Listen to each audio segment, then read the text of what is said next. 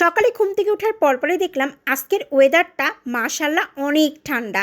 Hello everyone, আসসালামু আলাইকুম। আশা করি সবাই ভালো আছেন। আলহামদুলিল্লাহ, আল্লাহর রহমতে আমিও ভালো আছি। এইদিকে আবার রুটি আর ডিম ভাজা খেয়ে নিলাম, যেহেতু ওয়েদারটা ঠান্ডা আছে এটাই নাস্তা করলে বেশি ভালো হবে। ওইদিকে আবার আম্মু একদম ফ্রেশ টাটকা সবজি নিয়ে বসে পড়লো দুপুরে রান্না করার জন্য আয়োজন করতে। এইদিকে আবার নাফিসা বুড়ি স্কুল থেকে আসছে, আসার পরপরে জিজ্ঞাসা করলাম, নাফিসা বুড়ি এত হাসি খুশি কেন, কী হয়েছে আম্মা জান? উনি আমাকে বলতেছে, আজকে আম্মু তোমার জন্য একটা স্পেশাল গিফট নিয়ে আসছি, যেটা দেখার পরে তোমার ঘুমও হারাম হয়ে যাবে এবং অনেক বেশি টেনশনে পড়ে যাবা। মানে হচ্ছে শীট, ওনার শীট আসছে, কারণ এই শীটটা কমপ্লিট করতে হবে, সামনে আবার ওনার পরীক্ষা শুরু হয়ে যাবে, প্রথম সাময়িক। তো আমি বললাম কোনো টেনশনের বিষয় না, ইনশাল্লাহ কমপ্লিট করে ফেলবো। সে আসার সময় আবার আমার জন্য একটা শনপাপড়ি নিয়ে আসছিলো, সেটা আবার খুললাম, খোলার পরপরই টেস্ট করলাম। এই শনপাপড়িটা আমার কাছে বেশ মজা লাগে, আমি আগে পরেও অনেক বেশি খাইছি বড়টা, বাট ছোটোটা যে মিনিটা বের হয়েছে এটা আমি দেখি নাই, ও কিনে নিয়ে আসলো তাই দেখলাম। ও বলতেছে, আম্মু এটাও বেশ মজা। বড়টার এটা কিন্তু সেমই, জাস্ট একটু ছোট বড় করছে প্যাকেট, এইটাই। এইদিকে আবার শনপাপড়ি খেতে খেতে দেখি মেহজাবিন চলে আসলো স্কুল থেকে। আসার পরে জিজ্ঞাসা করলাম যে তোমার পরীক্ষা কেমন হয়েছে? বলল অনেক বেশি ভালো হয়েছে।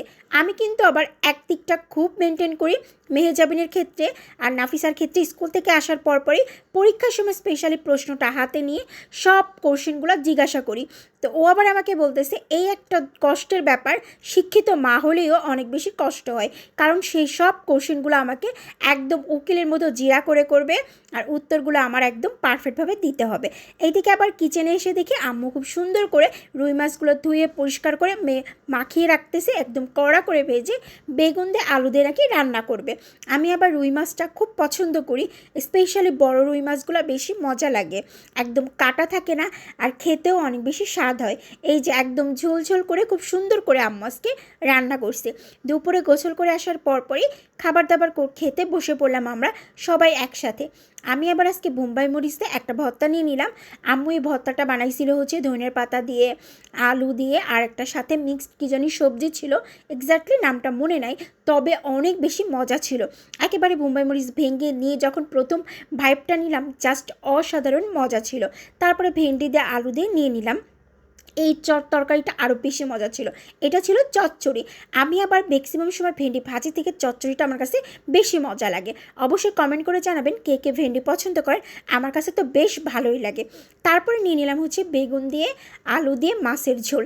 যেহেতু মাছটা অনেক বেশি বড় ছিল, এক এক পিস সবার আসলে খাওয়াটা একদম মানে পারফেক্টভাবে কমপ্লিট করতে পারবে না, এই জন্য আম্মু আবার মধ্যখান থেকে একটু অর্ধেক করে কেটে রাখছিল। বাট আমি আবার মাছ অনেক পছন্দ করি, এই জন্য আম্মু আমাকে 2 টুকরা মাছ দিয়ে দিল। আমি আবার নাফিসা বুড়িকে অনেক আগে থেকে খাওয়া দাওয়া কমপ্লিট করে শোয়াই রাখছিলাম। অলরেডি নাফিসা বুড়ি ঘুমাই পড়ছে। এই ছিল আজকে সারাদিনের ব্লগ। সবাই ভালো থাকবেন, আল্লাহ হাফেজ।